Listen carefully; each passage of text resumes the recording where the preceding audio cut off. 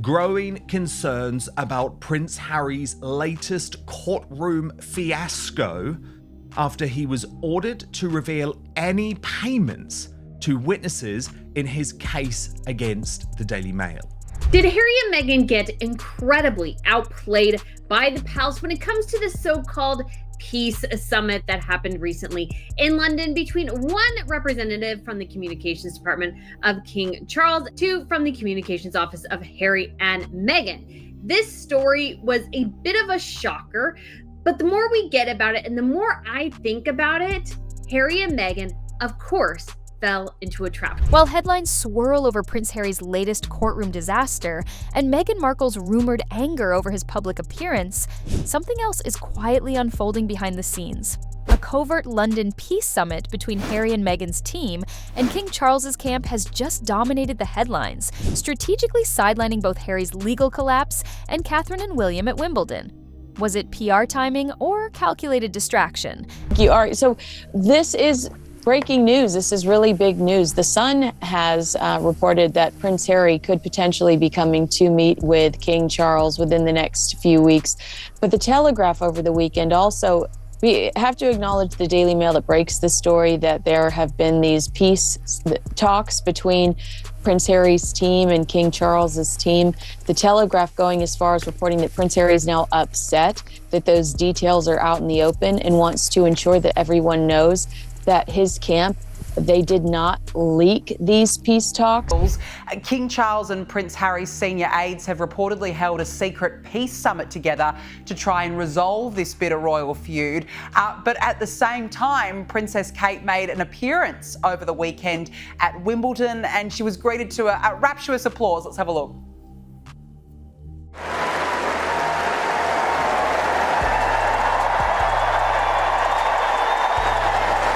And while Meghan and Harry sit tucked away in Montecito, one can only imagine the steam rising as Kate received a thunderous standing ovation at Wimbledon. That applause wasn't just for tennis, it was a public declaration. Britain stands with William and Catherine, not Team Montecito, not the self-exiled John and Yoko of royalty. Maybe this sudden talk of reconciliation is just another strategy, one that's clearly rattling Meghan. Yes, it is an extraordinary meeting as well because there's so many questions around it, aren't there? Because I had Rafe Heidelmann-Q in here earlier who knows the club in question, and I know it, I've actually been there, and it's not a place that you would genuinely stand outside and look to take pictures of people in because there's not normally anybody in there worth taking a picture of, apart from the time, obviously, when I was there. But, you know, it seems to me that somebody wanted this picture out there. The Duke of Sussex has been ordered to reveal to the High Court any payments or inducements made in return for evidence in his claim against the Daily Mail. Associated Newspapers, the publisher that owns the Mail, is accused of carrying out or commissioning unlawful activities such as hiring private investigators to place listening devices inside cars, blagging private records, burglaries to order, and accessing and recording private phone conversations.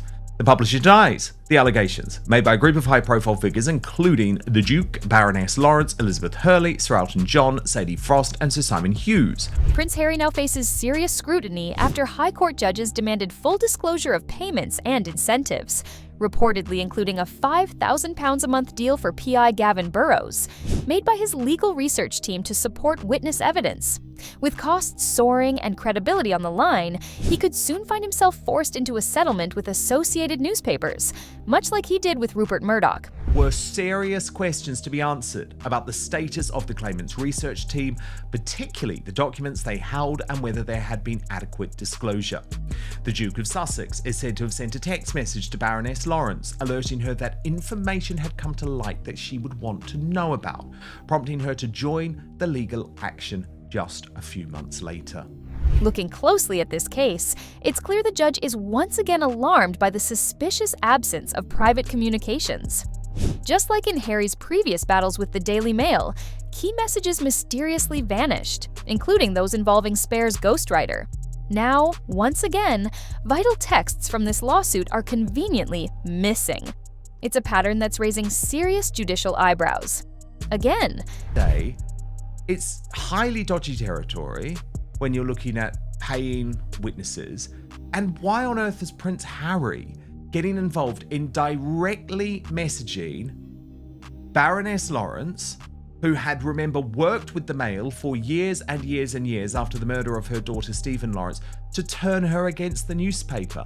I'm sorry, even if all of this is totally legal, Brittany, it's dirty, it's dodgy, it's unnecessary. It's all about his personal bid to take away freedom of the press in the United Kingdom. Because Harry is trying to sue the Daily Mail, essentially the Associated Newspapers, for, spying on people. And yet he is also paying somebody to gather information on people. So it's like the parallels are almost ridiculous. The hypocrisy is just entirely clear.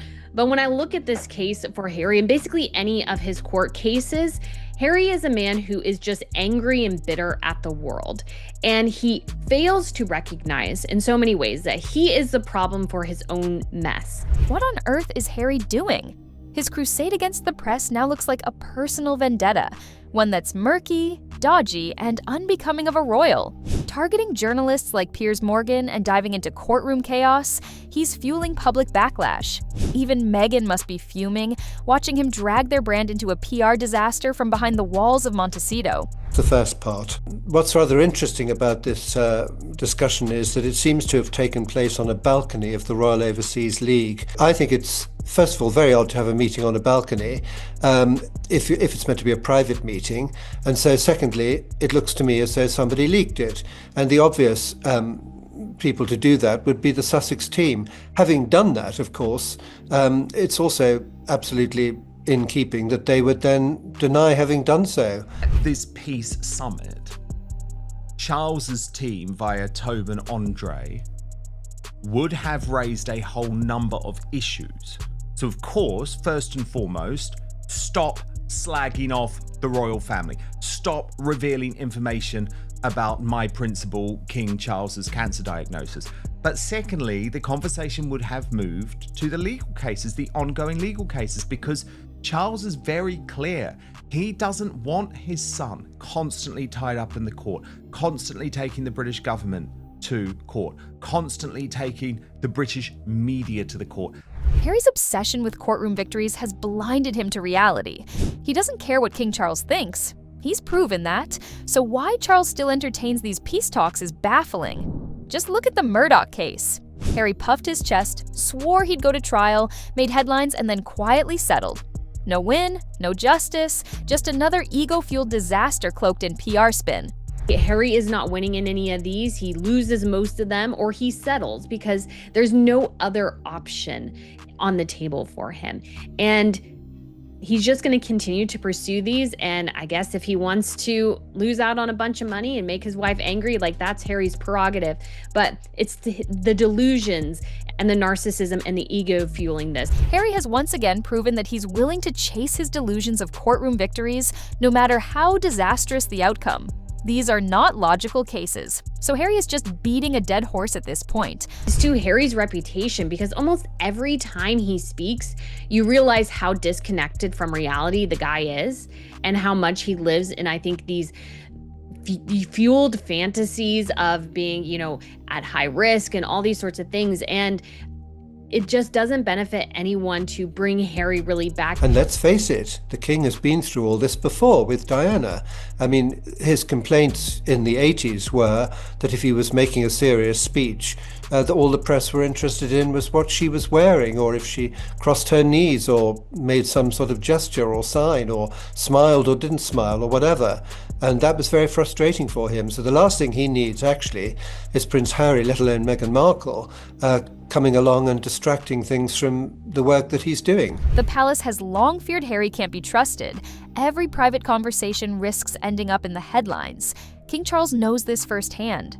During negotiations with Diana, their talks were leaked almost immediately. So why repeat history? If Harry is somehow welcomed back, it can't be on his terms. Charles must draw a hard line, because Harry will walk all over him again. And all this, it'll only fuel Meghan more. It's like exile is the answer. I could not be any more clear. No one wants Harry back in the United Kingdom. There's no public demand for this. There's no particular desire for Archie or Lily or to take any type of role.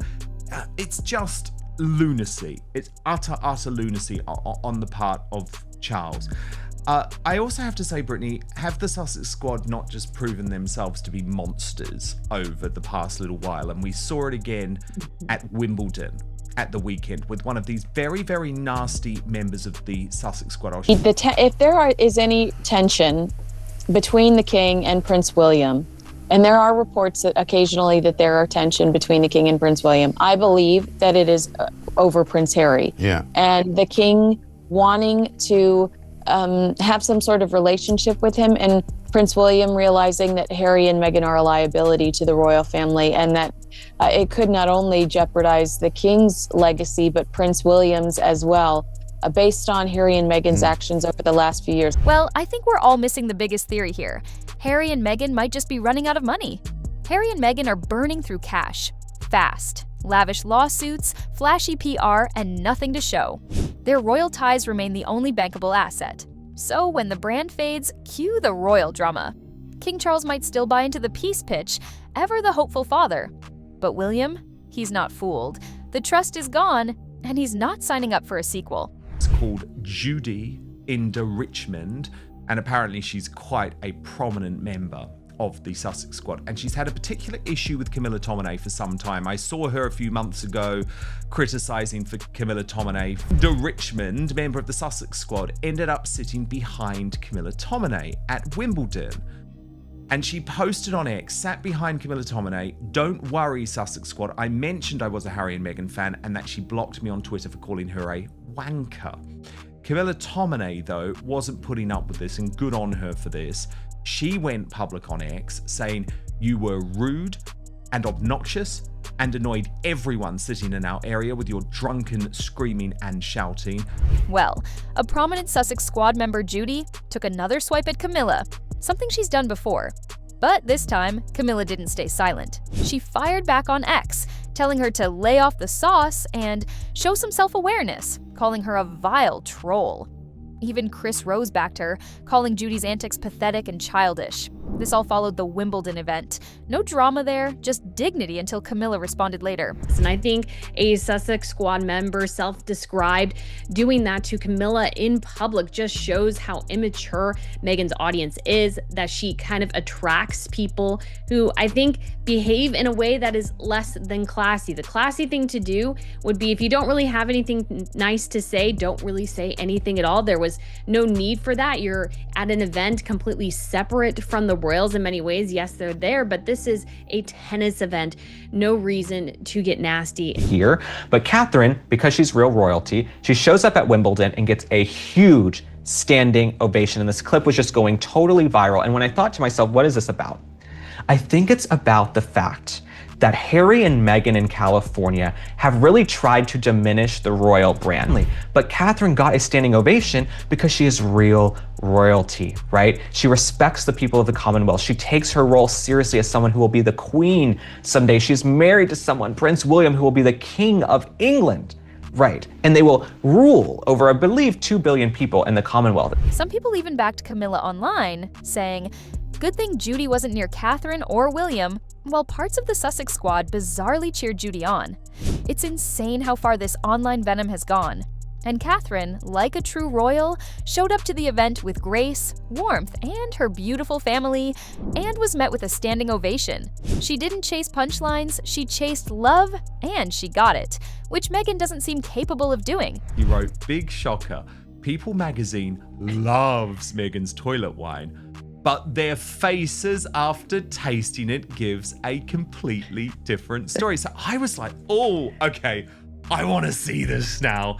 I want to see this, because I looked and I was like, yeah, they look like they've just drunk toilet water. They really, really do. They don't look like they're enjoying this wine. I would drink this summer. Ideally not at 11 a.m. like it is right now. Meghan, the Duchess of Sussex's new rosé is here, and we're giving it a try with People's 5-second taste test.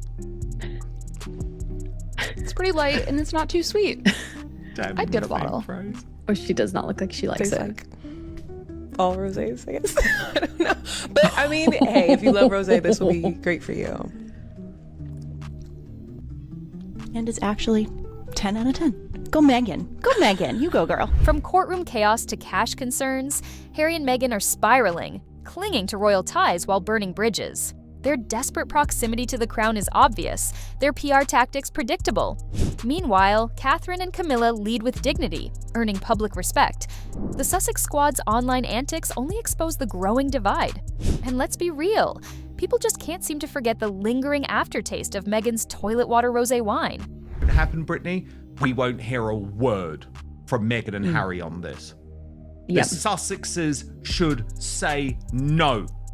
No, you do not attack a journalist in public and remain one of our supporters. But they won't, because they have never called out the Sussex Squad, which, as you know from my exposés over the past year, are the biggest gang of internet trolls in online history. And not once have Harry and Meghan distanced themselves from it, distanced themselves from Christopher Boozy.